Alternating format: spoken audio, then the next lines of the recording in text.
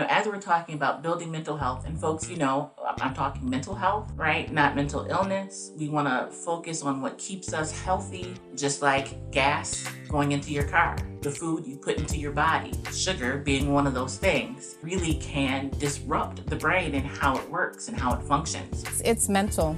You have to change the way you think about food. You have to stop thinking that you can utilize food to make you happy. Don't eat just to eat. Eat to fulfill the hunger, and then that's it. Welcome to Living the Front Seat Life. I'm your host, Kelly Marie, and I invite you to take this journey with me. We're going to be talking about all things mental health and emotional well-being. You see, I am a overcomer. If you are interested in figuring out the path for you to determine how and where you will drive your future, this is the place to be. We get to determine the ride. We may not get to determine the weather or who's on the road with us or if it's going to be a scenic route or not, but we are the drivers. So join me on this ride, living the front seat life.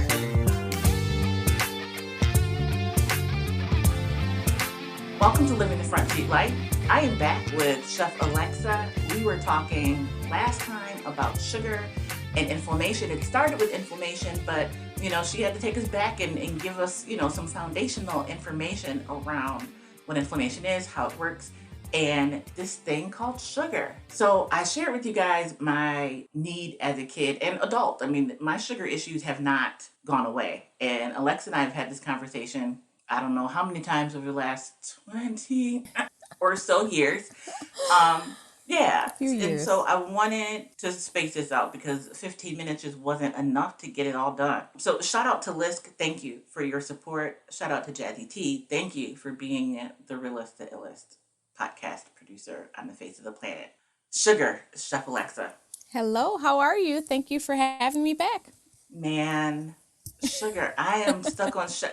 I've been trying to shake my sugar habit for years. It's tough. For years. So sugar's in everything. Mm-hmm. It is a leading cause of inflammation. And you mentioned sugar in the joints. Could you just, I just want to kind of go over that again. Can you tell people about that piece? Well, sugar is a big part of inflammation, and sugar can have the similar reaction to the joints that salt can cause. So what salt does, it naturally draws out moisture. That's why we salt our foods. That's how people preserve their foods, by layering it with salt, removing the moisture so that it could be preserved over the winter. I'm talking about, those times when we didn't have really reliable refrigeration systems.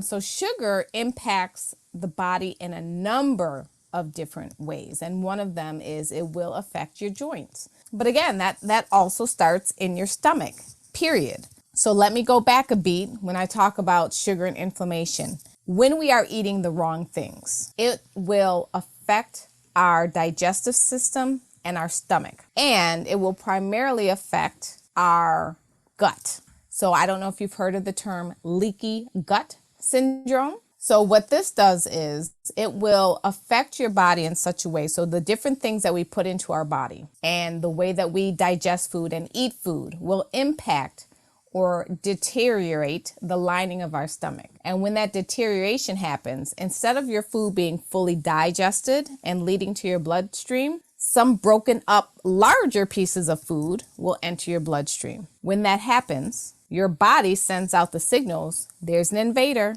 I have a virus in my system, attack it. That virus system, those white blood cells are going to go into action and say, okay, you got to get out of here. You got to get out of here. And they're just going to go into overreaction mode. And that is what starts the inflammation. When you get a cut, inflammation, it usually goes away, right? If you have a head cold, you get a fever, inflammation, it typically goes away.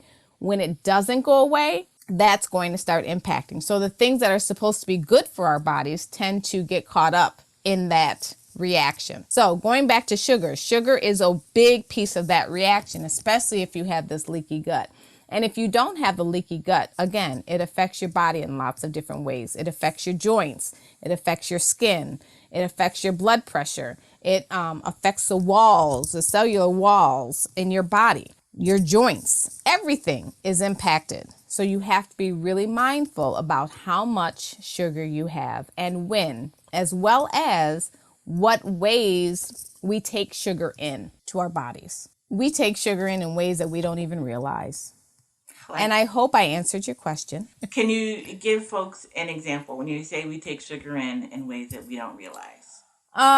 So in a lot of marinades, in a lot of seasonings, in packaged foods, freezer meals and, convenience foods, they have salt. They contain salt and sodium. Those are the two things that preserve foods to make it more shelf stable or to make it more stable so that it still tastes good when you eat it. Sugar's in everything, not just in baked goods, it's in wine. People don't think about sugar in wine because Hold the phone.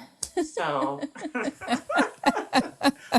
keep going, keep going. How is wine made? Wine is made from grapes. Grapes contain what? Sugar. That's kind And people say, yeah, but there's different types of sugar. Some sugar is good for you, some sugar is bad. No matter which way you cut it, sugar is sugar, period. And so, as it relates to our mental health, what are some, because again, I self-medicated with sugar, and many people self-medicate with sugar and don't even realize that that's what they're doing. That comfort food meal, that cake, let's make some brownies, let's make cookies. Yep. And ice cream and syrup. Yes.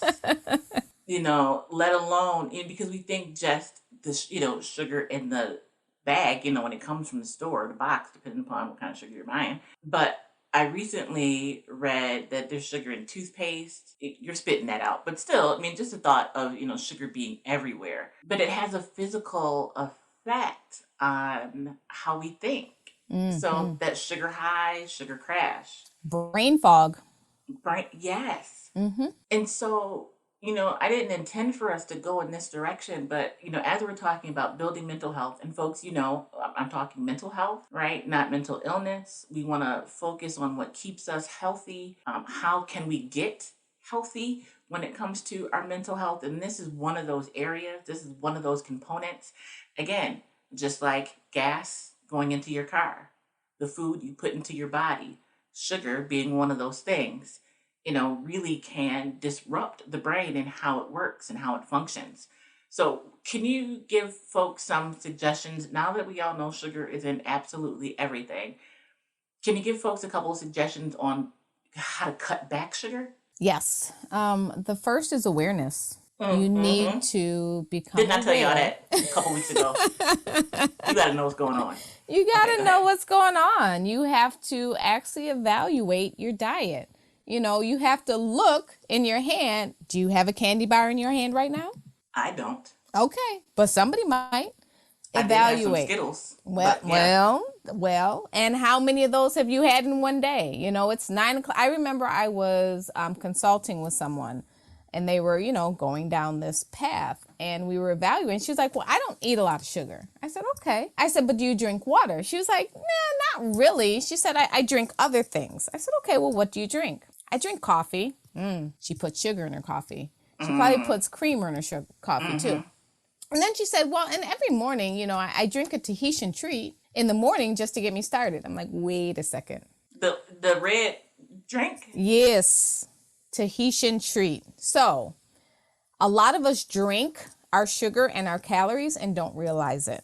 So we think we're doing good by drinking, a diet Coke or a tea instead of soda or coffee, different things like that. But how much sugar is in it? 1. 2, how many servings are in the container that you're drinking? Is Read it the 2 label. servings? Is Yeah. it 4 servings? So after awareness, you need to educate yourself. So in simple terms, if you're reading labels, the simplest thing I can tell you is that there are 4 grams of sugar in 1 teaspoon of sugar. And it's a little off. It's like 4.2, maybe 4.4. But 4 grams of sugar in 1 teaspoon of sugar. Now, the standard American diet, which is the SAD diet, I call it, recommends 6 to 9 teaspoons of sugar a day. In my book, that's way too much. That's a lot for me. Now, if you look at a soda that is, typically in a container that contains 2 servings, I think 1 serving on the Tahitian treat might have been like 36 grams of sugar. Oh, wow. Whether it was 1 serving or 2 serving, that's still 9 teaspoons of sugar in 1 bottle that you're just drinking once a day. How much more Right. sugar are you drinking? To start the day. Yes. Wow. 4 grams of sugar in 1 teaspoon. So after awareness, you need to have knowledge. And that knowledge includes understanding how much sugar is too much, and 2, how much sugar are you taking on a daily basis. And then I would say the last thing, it's mental.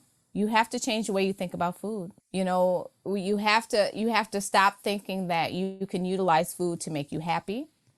You have to change the way that you think about food and how you're consuming it. Don't eat just to eat. Eat to fulfill the hunger, and then that's it. Don't over obsess about it. And you also need to know that when you are consuming sugar, recognize what it's doing to your body. See how you feel. If you start reducing the amount of sugar that you put into your body, your tastes are going to automatically start to change. You will notice a difference.